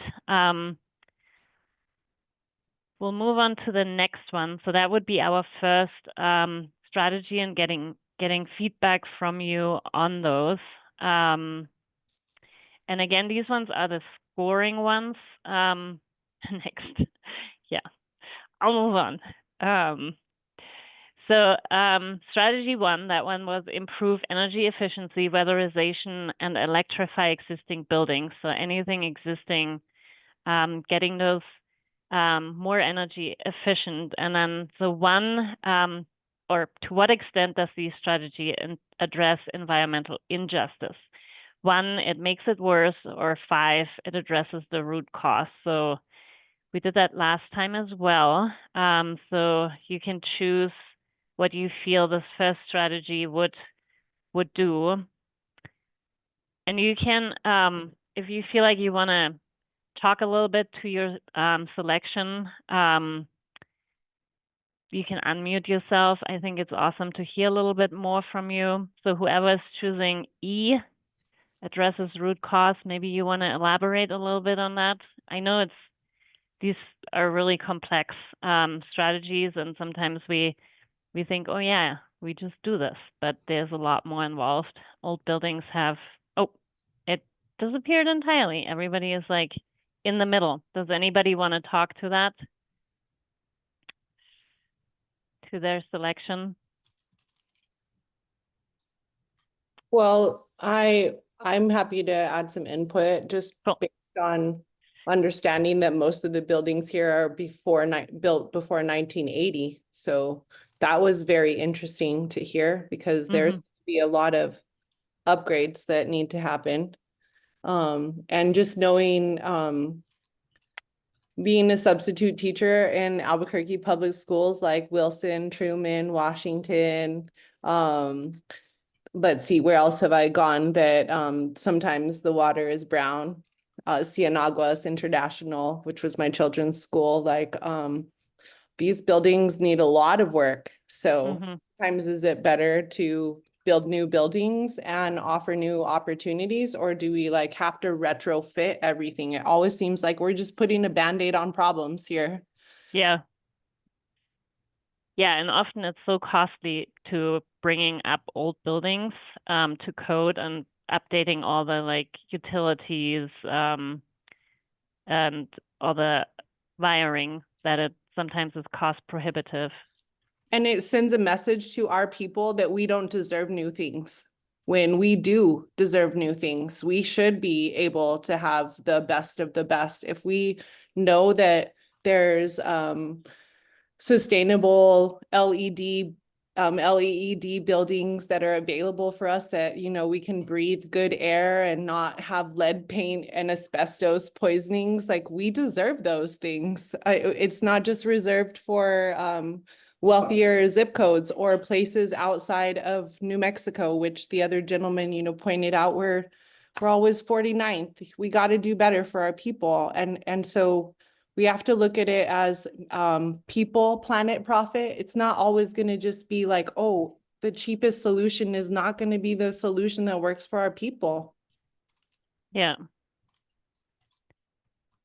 Great comment, Jessica. Thank you. And it looks like Yvette and then Danielle have raised their hand. So maybe Yvette, you go first, and then Danielle. Okay, thanks. I picked C in the middle. I don't think this addresses root cause, because I think it's the difference between being reactive to existing buildings versus new construction. Kind of what Jessica was touching on that, right? So I would offer that we have a lot of old buildings. Nothing is as linear as let's just tear them down and build new ones in their place. So it's kind of like a cumbersome thing. It's like, what can we do? What retrofits can happen either to make existing buildings and more energy efficient, but it's also about like thermal comfort, right? And comfortable spaces. I also think that in the last 10 to 20 years, APS and the city and many other commercial entities have worked to build new construction that is energy efficient on all levels, and are more comfortable spaces. But, in some ways it's like a drop in the bucket compared to the existing. So it's a back and forth all the time. But that's why it doesn't get to the root, because we have all the existing ones that we have to deal with, but that doesn't mean we can't do things to make strides headed in the right direction, while we slowly build new things or replace them as needed. Thanks. Thank you, Yvette. Danielle? Yeah, I mean, I agree with everybody else is saying. I kind of just want to highlight that this puts a lot of pressure on individuals, even if they own the buildings or if not. And if there is no room for that, or if we are as poverty stricken as this presentation also was, there is no substance for people to depend on to make their houses or their buildings or their businesses energy efficient.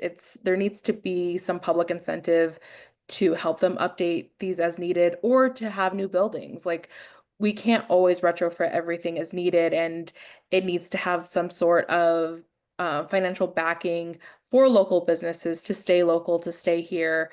Even if it is a public building, like we need nice things as well. I agree, like we deserve these things. It's fitting into this constant retrofitting motif kind of gets stuck into, band-aids. And I just want to emphasize that it also just puts so much pressure on individuals themselves to keep up these updates rather than having some support systems for that.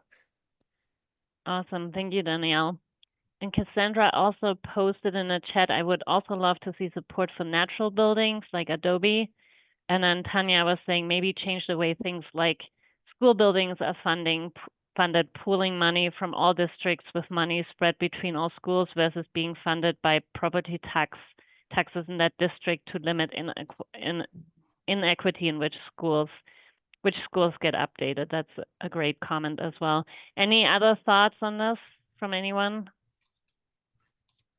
Yeah, I had some. I was just going to touch on what Cassandra and Tanya were saying too, but just thinking in terms like we've got a lot of traditional sciences that will store things like cool temperatures, or that are a lot more focused around like using what's around you to make sure that we're controlling that temperature. And we also have safe spaces, and we're working with like the biodiversity. So it's really holistic in approach, and really just trying to like focus on making sure that we're not so focused on like creating new technologies or relying on them too heavily, but we're also making sure that we're acknowledging and using the historic approaches because we have a lot of that history here. I think in the slides we were able to or presentations, we were able to see how motivated, I guess, the folks in New Mexico are to like make sure that we have resources for the future. And I think definitely making sure to include those concepts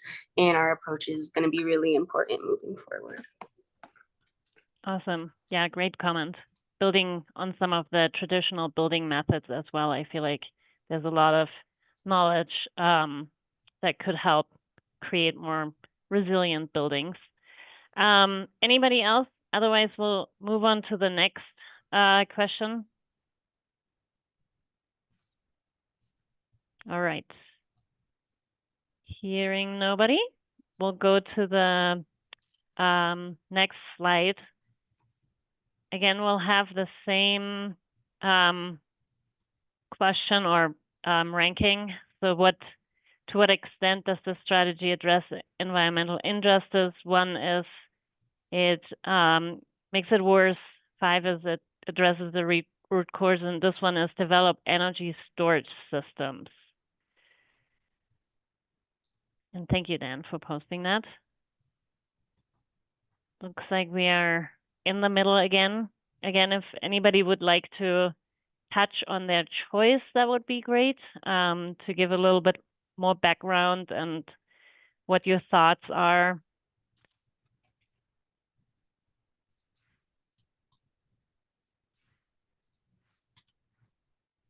Anybody like to speak to this? We are a little more. Danielle's got her hand up. Oh, awesome. I didn't see that. Sorry. No, I can speak to this. So this is the industry that I work in my day job. And I see both sides of it, where it takes a burden off of having solar systems on houses and makes it more accessible on a wider scale to have these systems in place to make a resilient grid, even possible for microgrids to happen in urban areas.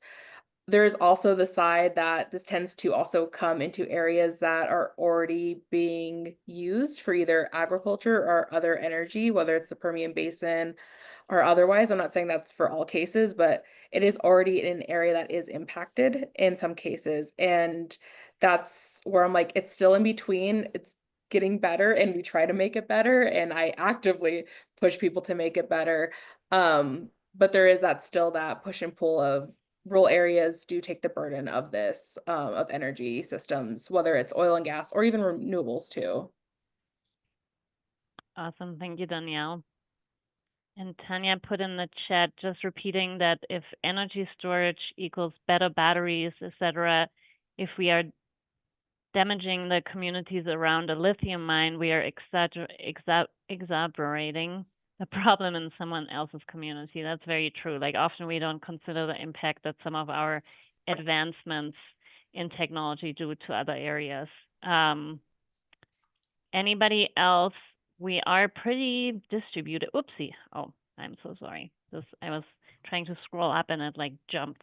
We are very distributed. Anyone that selected A wants to speak to their selection? That was me. Okay. I think just thinking in terms of storage facilities and adding on to what everybody's been saying about like the unequal placement, and then also the extraction that it takes to do this, just thinking in terms, a lot of the times these projects are on land that shouldn't be ours, and taking away that land too. So even if this is a solution that's pushed forward, making sure that there's safeguards in the communities that this is being placed in are very transparent and not going to be exacerbating like the issues that are existing every single time we say we're going to, do something better for the environment. Thank you, Sia. Anybody else wants to speak to their selection? And Krista says, I agree with Sia. What Sia is saying, very important. I was just going to chime in. Yeah, Sorry. Cassandra. Interrupting. I voted for, but I feel like a lot of what I'm hearing is very familiar to a lot of ecology problems where the answer is it's complex. It really depends on the exact context. And so I would just suggest once we have our strategies, down, it would be really helpful. And I think there's such smart ideas in this group to go through the cost and benefits and just list it out very clearly in our task force of like, these are the impacts. There are these hidden impacts where things are extractive and how we get it here, but here are some of the benefits in this context, and just being very balanced and clear when we write these out. That's a a great point, Cassie, because there's a few different ways that in each of these different strategies, there's different ways we can go about the broad approach. And so I think and we'll talk about this later, but we think we're going to have like a work session where we actually spell out the details of what's under these umbrella strategies. So I think that's where we can get into the nuance. So yeah, awesome. Cool. Anybody else wants to provide a little bit of context to what they selected? I would just add that from my understanding, at least 75% of natural resources are located in or around Indigenous peoples' land throughout the world. And that is sacred land. And those resources are expected to be kept in the ground and not extracted. And so it is really important to be having Indigenous peoples who are impacted in these conversations, whether we're talking about gas and oil or coal or lithium or uranium or hydrogen or fracking. All of this is taking place outside of our urban area. And it's taking place on marginalized people. And that's shocking that it's 75% of the resources. And I think that that's actually worldwide. I'm not sure what it is in New Mexico, but we know the basin is here, and that's why there's so much drilling. And we also know that gas and oil production have increased by 50% just in the last couple of years. And all of these initiatives that are affecting our people here with hydrogen and uranium and coal and lithium and all of the other extractions. And so these are, to ask what extent does this address environmental injustice, it's like hard to even quantify it because as land-based people, we understand this. Like we're not moving out of New Mexico. People are coming into New Mexico and extracting resources that have been in our mother since time immemorial. So it's really important to have an Indigenous perspective on how sacred natural resources really are. Thank you. Thank you, Jessica. Yeah, that is a really important consideration. And then Gina also said or posted a question asking how are energy storage systems used when there is a public power outage? That's a good question. Maybe we can pose that to some of our utility companies. Can I respond to that real quick? So our office follows a few different organizations that are in the sustainability world, and something that's come up as a really hot topic is this idea of like resilience hubs. So these community centers, churches, schools, these buildings that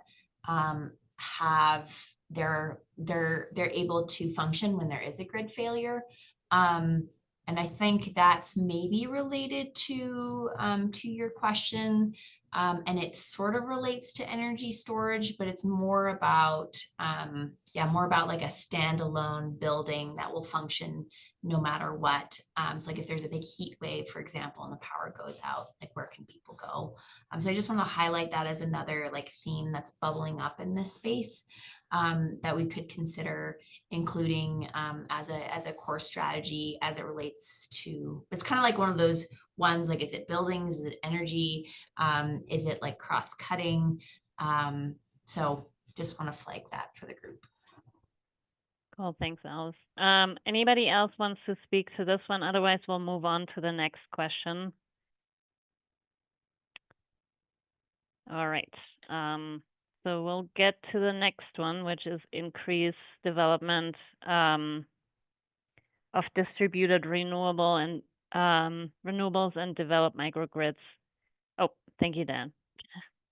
And this one, I think we were saying we are including community grids, or sorry, community solar. So basically increasing the development of kind of more community-driven energy infrastructure That's a little more localized. Cool. And we have, again, a more distributed spread on this one. Does anybody like to speak to their selection or share some more thoughts?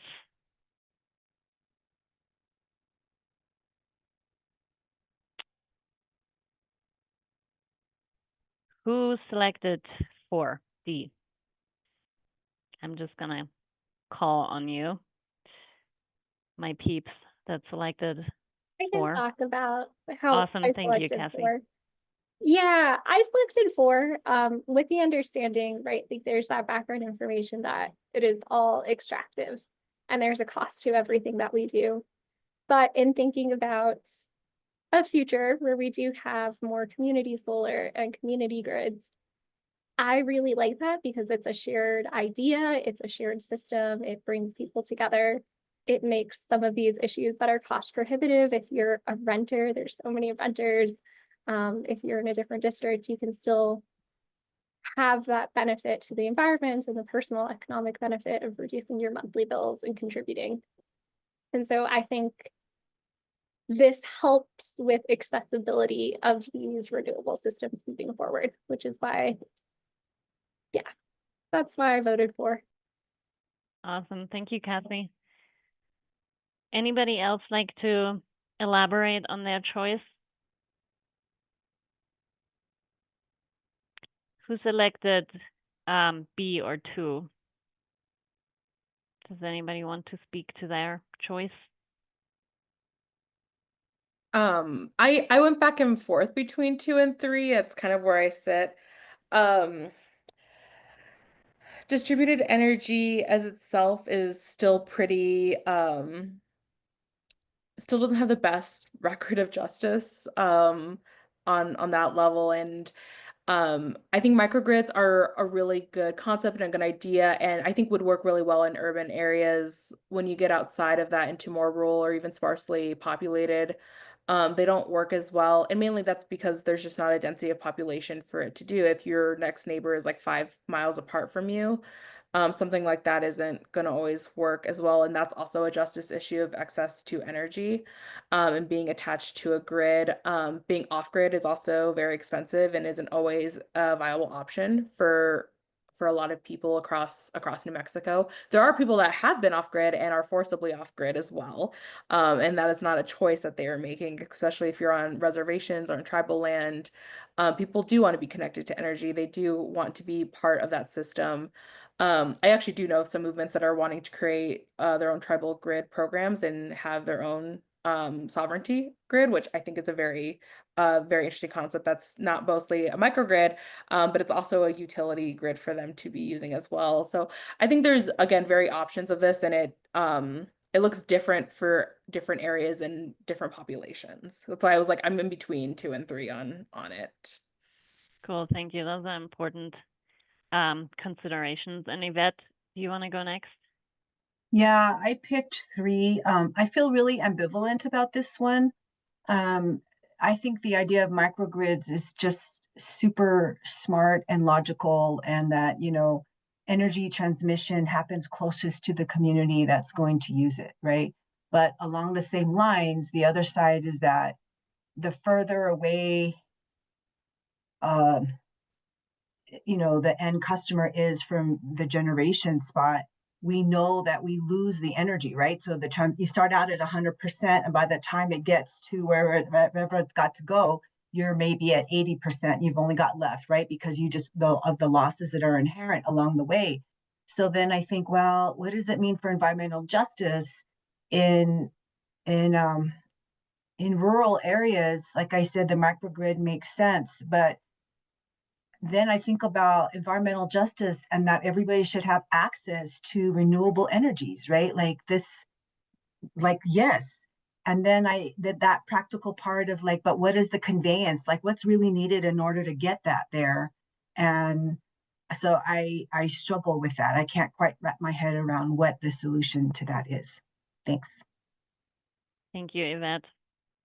Those are really good considerations. And maybe as we get into developing like implementation actions around this, we can really have some of these considerations at the heart to see whether these make sense for like everyone, and or whether they are more urban versus rural solutions, and whether we have to like split strategies that way. Anybody else?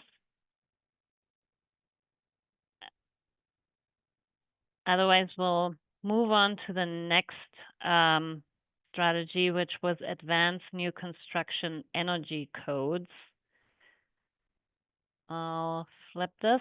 And again, that strategy advanced. Oh, I'm going to scroll down a little bit, it seems like. Ooh. Okay, yeah. Now we can see it a little better.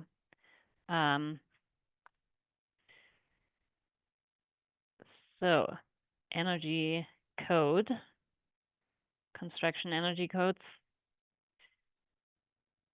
Anyone wants to speak to this one? Who selected 5?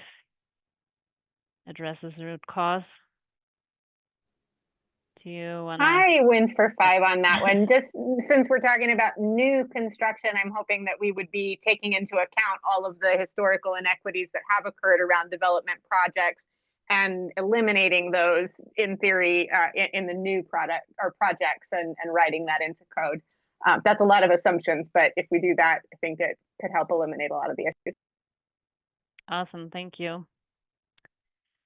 Anyone else wants to speak to their selection?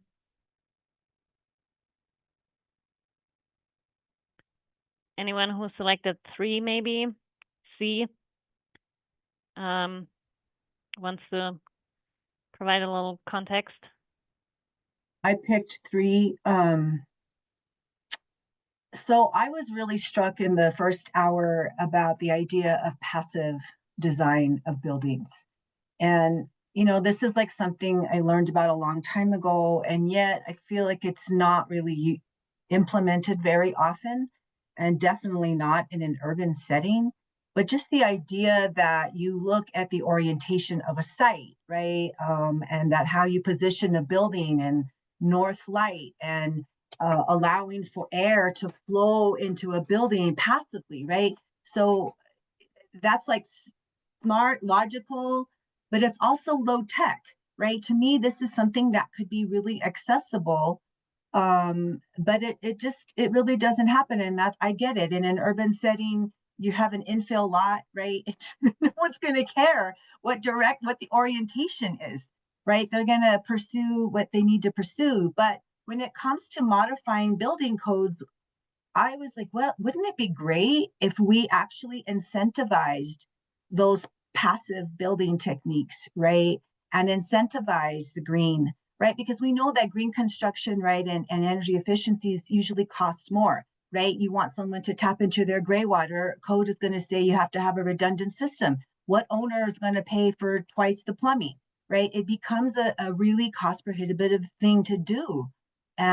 So I don't know. I just I feel like building codes could absolutely be modified to incentivize this. And it doesn't have to always be that you're forcing a higher cost item on an owner or developer, right? I think that if we could reward people thinking about orientation, thinking about their sense of place, right? Thinking about how to maximize a design, that maybe it would catch on. I don't know. That's probably a utopian idea, but I got to put it out there, right? So anyway, thanks.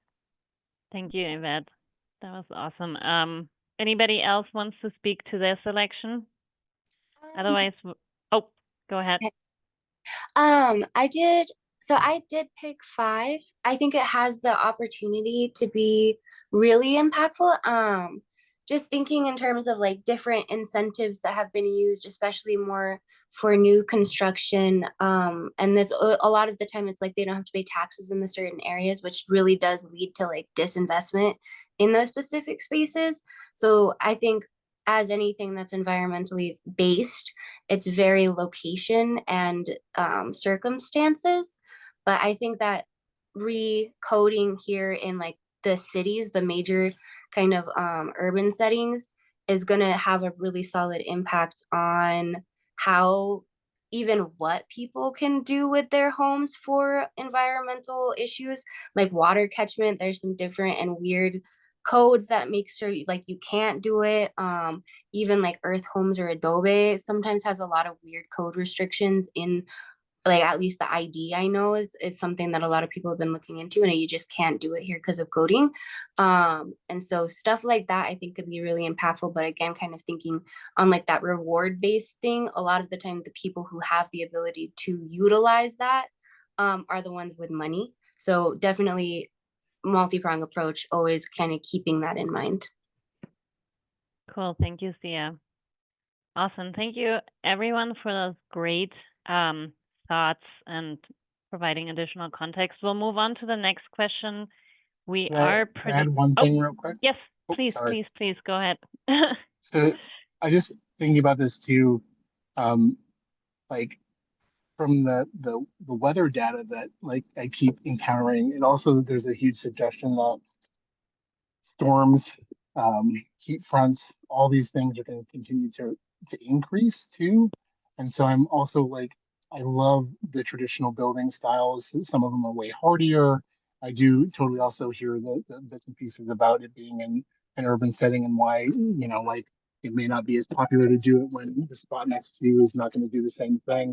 And the complexities of some of the building styles as well. But I just wanted to throw out there too, like if some of these things could start really including the story of the fact that we are and may be moving into a period of time where like external forces on buildings, not just things like how efficient they are or other things, are also a consideration in building.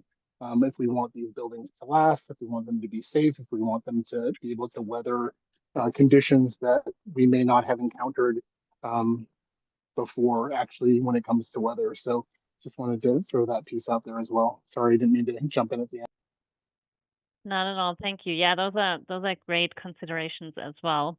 In the interest, so we have 5 minutes left. I'll jump to the next question really quickly, which is our last strategy, which is develop transmission and distribution infrastructure. And again, same ranking here.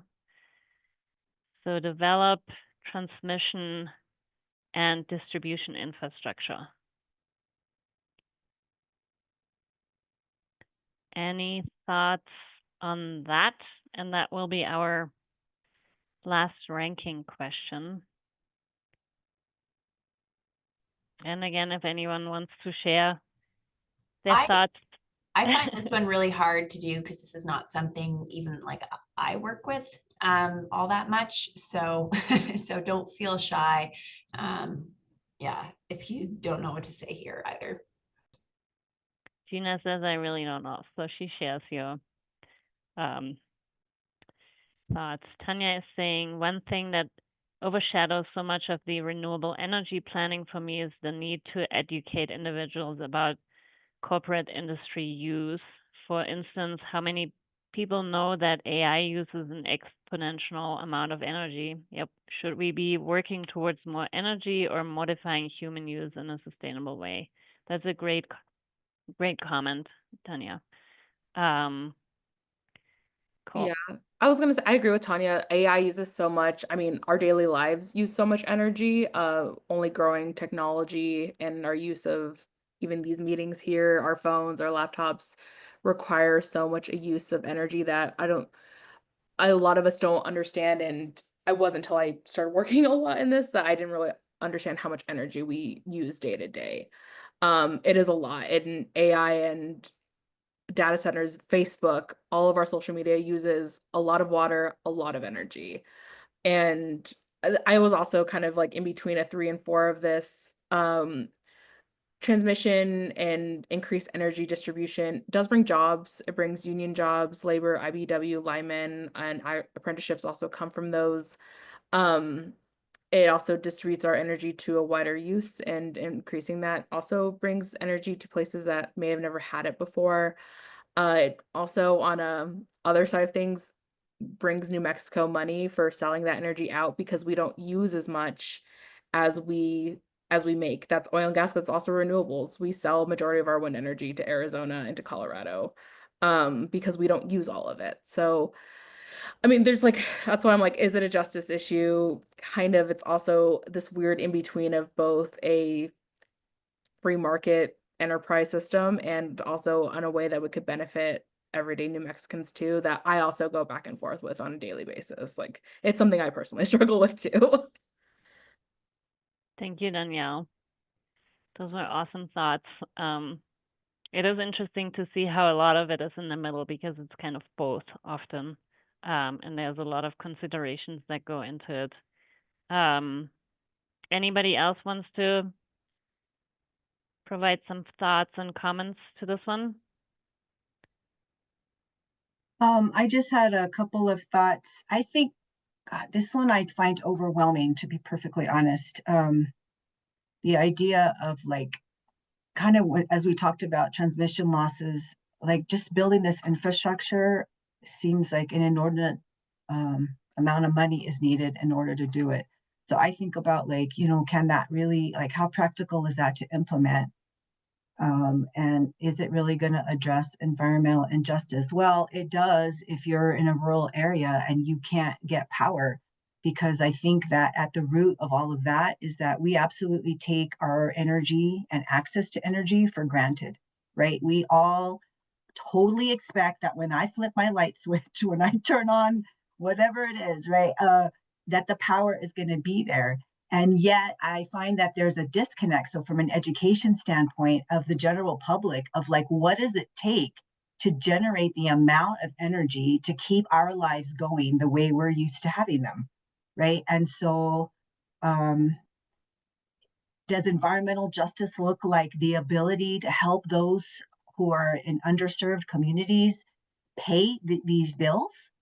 Is it, or is it access? Is it the transmission and infrastructure? I don't know. I'm just throwing it out there. Like, what does just EJ look like in this? Is it the ability to have access, things that we're not even thinking twice about, but for some communities they do. I realize, Alice, that this is all Middle Rio Grande stuff, so that the majority of us really already have access. But is it about the ability, right? If the heating in your dwelling is electric, right, and in the winter it skyrockets, do we believe that we all have a right to heating and cooling, right, in our climate? So the justice then is, how do we supplement? How do we help those who are financially challenged by that meet that need, right? If we think we all have a right to clean water, we all have a right to heating, we all have a right to cooling, right? What did City Council just pass not long ago?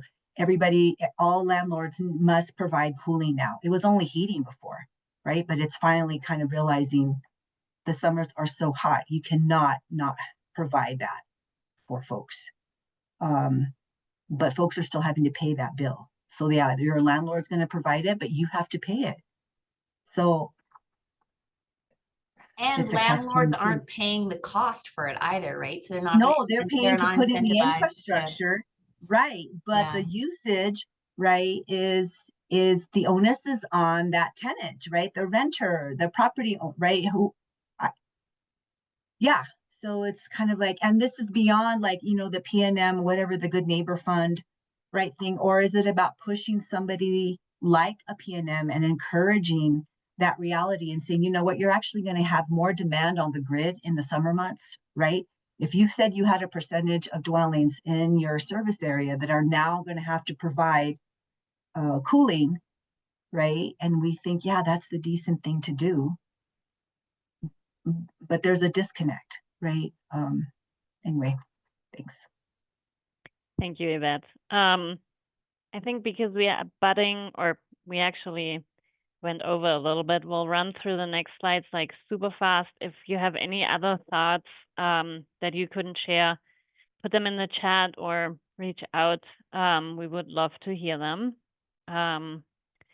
And project updates.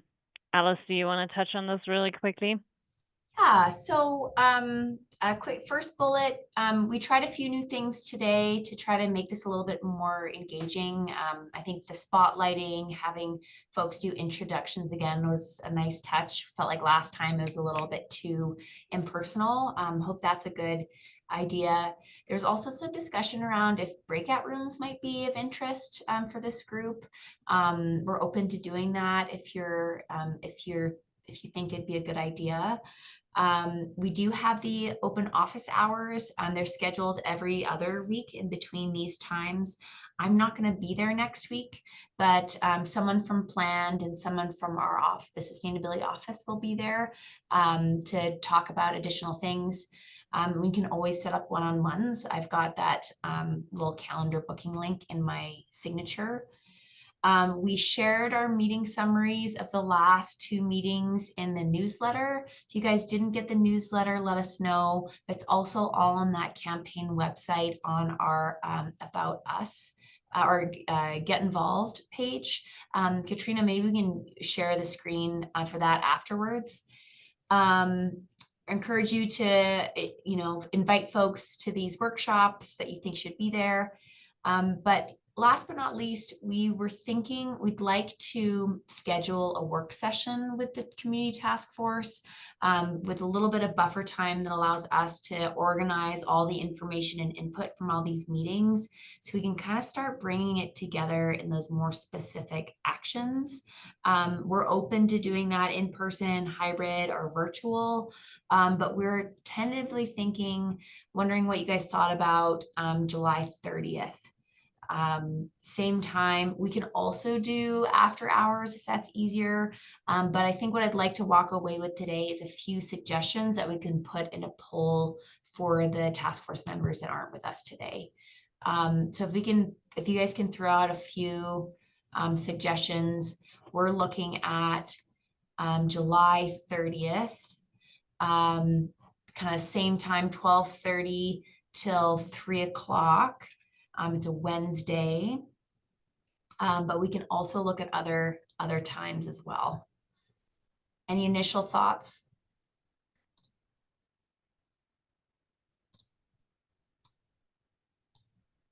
I think this one would be particularly important for us to have good attendance because it's kind of where we're going to be bringing all the things together. After 3 p.m., okay, can take time off if needed. Unavailable that day. Okay. Do we want to try 3 p.m. till 5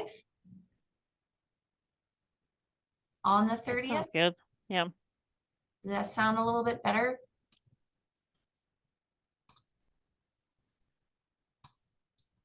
I'll send a hold out for this time and send a follow-up email to everyone just to make sure it works for most folks. If we need to do a doodle poll, which I hope we don't have to, we will. And then last but not least, just a quick report back on the 3 presentations we had last week. The Mayor Keller's recommitment to environmental justice is postponed till later in the summer. I gave a quick presentation to this group of frontline serving organizations that PNM organizes. So it's basically 30 attendees. I just gave them a report back of a SWOT analysis we did. People seemed to really appreciate it, and I highlighted this series. And then on Thursday, I attended the Intertribal Resource Advisory Committee. So this is a group of environmental professionals that work in tribal governments in New Mexico. And I think it is my best form of tribal engagement so far, because these are people who are working in the space and are there for a long time, whereas our governors tend to turn over a lot and they've got lots of things to engage with. So those are our quick report backs. And I think that's the bulk of it. Does anyone have any questions?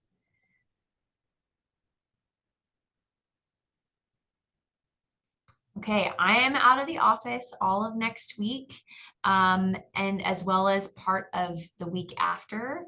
So I'm likely not going to be at the next workshop, but I will definitely follow up with you all and watch the recording if I'm not there.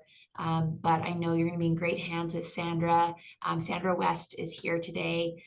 Just Sandra, do you want to say hi? She's going to be doing kind of like the sector overview. And yeah, she does amazing things. She does amazing things. Let me spotlight you. There you go. Good afternoon, everyone. It's been great to be part of these. I'm looking forward to facilitating this with you next week. And I'm really grateful to have Katrina and the Great Plan group to help with that. So thank you. All right. Thank you, everyone. We're going to call it there. Appreciate the extra time. Have a lovely rest of your week, and we look forward to seeing you in 2 weeks for waste and water. Thank you, everyone. Bye. Alice, are we staying on? Yeah, we'll stay on. Cool.